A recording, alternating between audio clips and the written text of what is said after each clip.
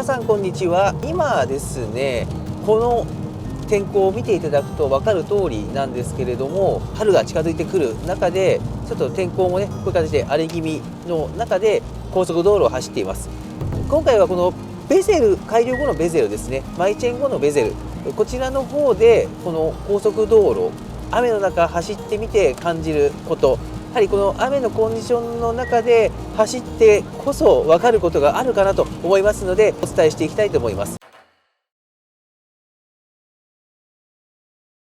でまずもう前の方を見ていただくと分かる通りなんですけども、この通り路面水溜まっていて水しぶきを上げながら走るっていう、そういったところです。水たまりが高速道路にありますよ、そんな状態で走ってるわけなんですけれども、でこの水しぶきの中にバシャーッと入っていった時にこう水を弾くブシャーっていう弾く音があると思うんですけど、これに関して言うとやっぱり思いのほかね、音の入り込みがね少ないなっていうふうに思いました。車によってはね、この水たまりをこうバッて速い速度で抜けていくときにもっとすごい大きい音でバシャーという音が室内に入り込んでくる車もあるんですけれど、ベゼル、この改良後のモデルに関して言うと、この水しぶきの音っていうのは入ってくるんですよ。水たまりを通過するとき入りはするんですけれども、思いのほかやはり膜がこう張られて2つ3つぐらいこう小さくなって音が入ってくる、そういったような感覚、これを受ける、そういった音の入り方になっているかなというふうに思います。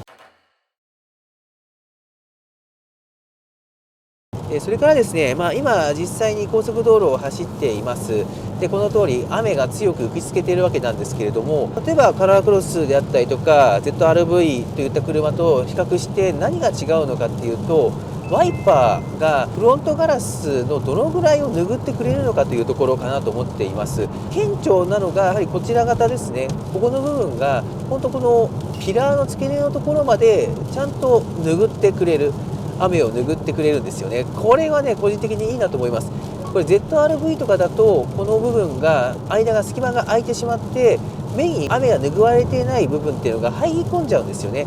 ただこのウェゼルに関してはこの運転席側のところ、ピラーのところまで完璧にね拭ってくれているというところになるので、運転時にこの邪魔になるものがだいぶ減るっていうのがすごくいいなと思うところです。それから左側の方の雨もですね、ここも拭っている範囲がやっぱりね他の車よりも広いなって思うんですよね。左のピラーのところの付け根のところを見ていただくと分かる通り、ワイパーもそこまでいってるんですよ。なので、すごくねこのフロントのガラスの大部分をちゃんとこのワイパーが拭ってくれているというのが素晴らしいなと思います。運転していて本当雨粒が邪魔になる確率が低い。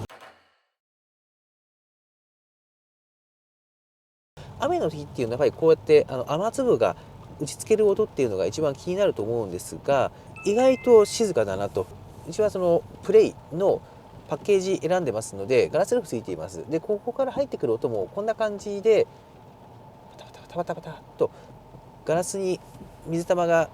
当たる音はするんですけれども、その音が大きいっていう風に感じる場面はないですね。今は前が少し渋滞になって前に追従しながら走ってるわけですけれども、こういった状況下であると雨が打ちつける音よりもワイパーが動く音の方が大きく聞こえるというぐらいに雨音はねやっぱり気にならない。その小雨ではなくて結構ちゃんと降ってる中でもそのように感じるので、防音性っていうのがだいぶ高い車にこの車はなってるなというところが感じられるかなと思います。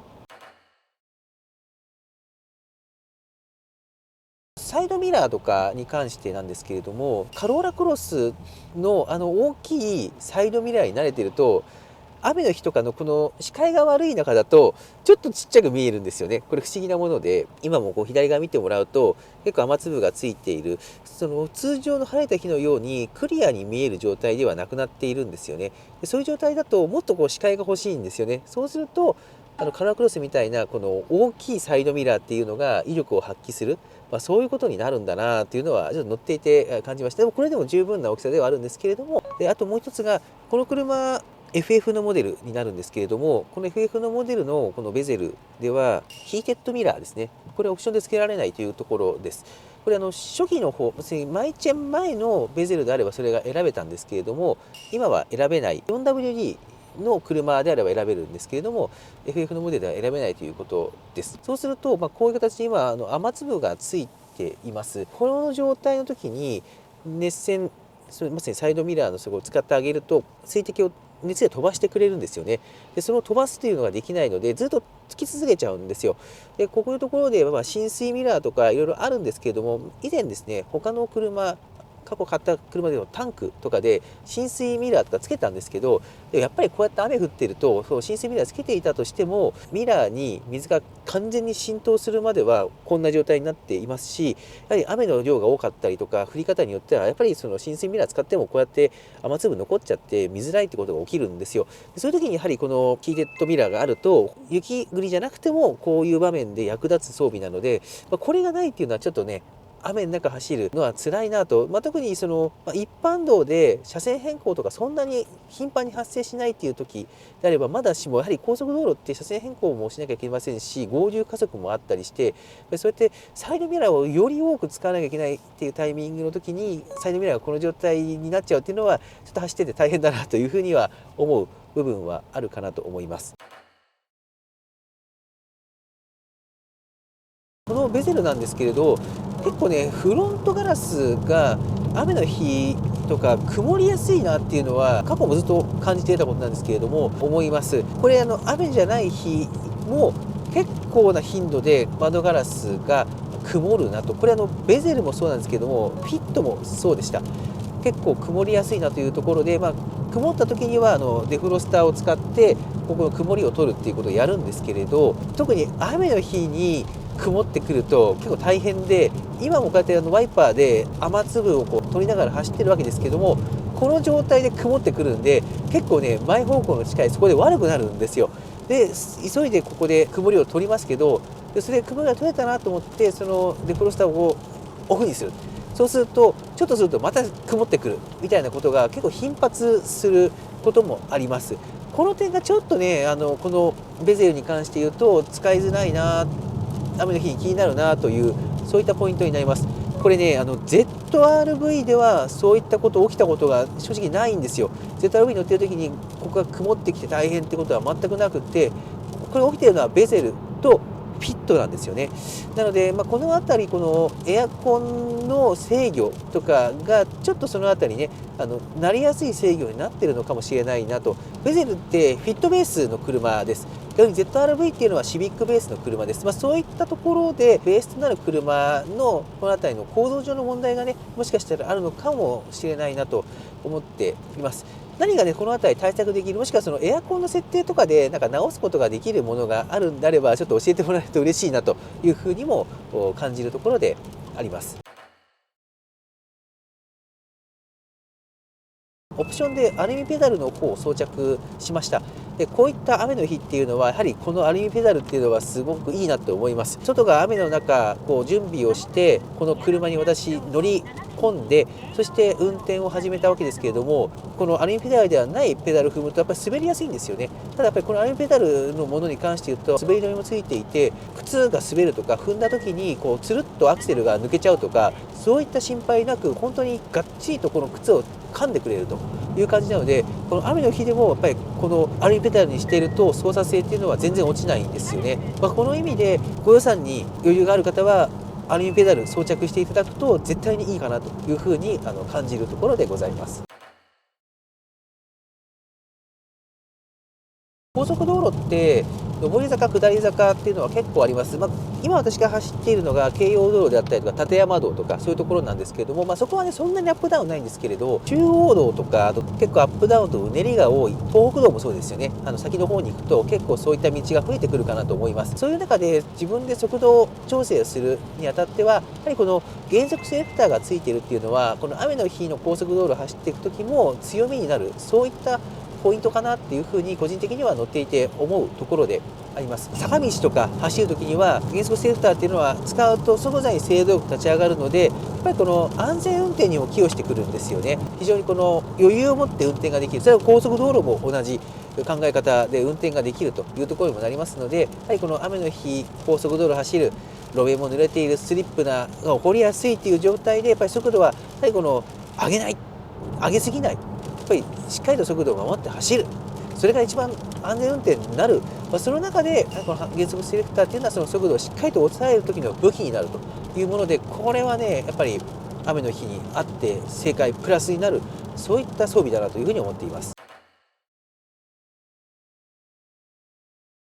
リアワイパー、今使いながら走ってるわけですけれども、このリアワイパーが脱ぐ範囲っていうのも、やっぱり大きくていいなというふうに思います。この車、クーペスタイルの車なので、リアのガラスってそんな大きくないんですけれども、ホンダさんのやっぱりこうマジックなのか、例えばカロラクロスよりもリアガラスは大きく見えるというか、後ろがよく見えるんですね。その中でこのリアのワイパーが動いているわけですけれども、このワイパーが脱ぐ範囲もガラスに対して大きいなっていうふうに思うんですね。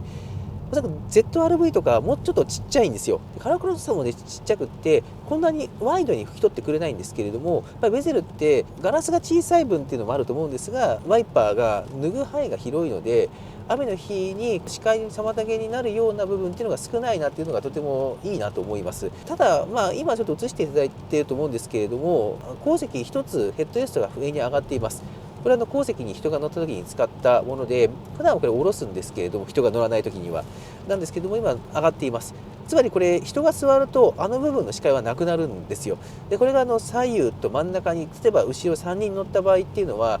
完全に後ろの視界っていうのはカチッと消えてしまうということになります。そこまでね、なくなってしまうと、結構後ろの方の視界っていうのは制限されやすいなというふうには思いますので、この後席にね、人が多く乗りますよっていう方に関しては、デジタルインナーミラーとか、そういったものをつけてあげた方が、後席の視界確保には役立つなというのは乗っていて思うところです。このハンドルが例えばその水たまり通過するときに取られるとか、そういった感触があるのかっていうところなんですけれども、高速道路で水が多く溜まっちゃってるところ、さっき走ったんですけれども、確かにね、水たまりの中を走ってますという感覚がこのハンドルにも伝わってきました。伝わってきて、通過しているなと。ただ、それによってこのハンドルが取られるとか、向きが乱されるとか、そういったことはなかったですね。やはりそのあたりはもうこのぐらいの雨であれば、もう全然大丈夫と。でこれはさらに大きな豪雨ですね。今度ゲリラ豪雨みたいに前が見えないぐらいの土砂降りの雨になった時にはまたちょっと状況変わってくるんですけれども、こういった今結構雨強く打ちつけてますけれども、こういった雨であれば全然問題なく走っていかれるなというふうに思います。プレミアムオーディオの方がついているということで、音楽とかもね、楽しく聴けますよっていう、そういったものになっているんですけれども、この雨の日に、じゃあどうなの、高速道路走っていて音楽どうなのっていうところなんですが、今ちょっと聞いてたんですけれど、ちゃんと聞けますね。結構雨の日とかだと雨の音がうるさすぎて、ロードノイズも相まって、ロードノイズプラス雨の音っていうところで音がもう全然聞こえなくなって、音楽聴けないっていう車も多分あったりするんですが、この車に関して言うと、雨粒の音入ってはくるんですけれども、気になるような音辛いっていうそういうことはないんですよ。そういうところもありまして、音楽ちゃんと聴けますね。ただ若干ね、音はね大きくしないといけないんですけれども、音楽聴けないよとか、ちょっと雨の日はうるさすぎてダメだねみたいなことはないっていうところ、これはいいポイントですね。今ですね、80キロの高速道路です。雨の日に80キロ制限、80キロ設定して、ホンダセンシング使っています。こういった雨の状況です。で、ワイパーもこのように拭っているという状況下なんですけれども、この通り、しっかりと前車、前の車への追従、こなしてくれています。そして、この線の真ん中、キープして走りますよっていうところ、ここに関してもしっかりとこのハンドルが動いて、線の中しっかりと走る。今乗っている感じで、右とか左とかそういったところに車が寄っていって怖い思いをするといったことはないですね。ですので、このレベルの雨であれば、全然このホンダセンシングしっかりと機能してくれます。今は前の車に少し近づいたので、このようにスーッと減速していきましたけれども、この辺り、やはり前の車しっかりと捉えて減速するというのも、この雨の中、悪条件ではあるんですけれども、しっかりと動いています。ですので、ちょっと渋滞時の、挙動は確かにちょっとピーキーな部分はあるんですけれども、この通り、しっかりと車は巡航してますよ。こういった場面でのこの車の追従の仕方、前の車の捉え方、それからこうやって雨が降っていますので、白線とかも見えづらい、トレースしづらいような状況下ですけれども、しっかりと白線も見て、車の方が動いてくれています。ということで、今回はこの雨の中でこのベゼル、マイチェン5のモデル、高速道路を走って感じること、雨の日にこの車運転しやすいのか、特にその小雨じゃなくて結構雨粒強いです、こういった雨の中走っていてどのようにこの車に乗っていて感じるのか、この点についてお話の方をいたしました。今回の動画面白かったな、参考になったなと思っていただけたようでございましたら、よろしければ高評価ボタンだけでも押していただけると嬉しく思います。集中 TV では今後もこのベゼルに関する動画の方を出していくことを予定しておりますので、よろしければこの機会にチャンネル登録をしていただけると嬉しく思います。ここまでのご視聴ありがとうございました。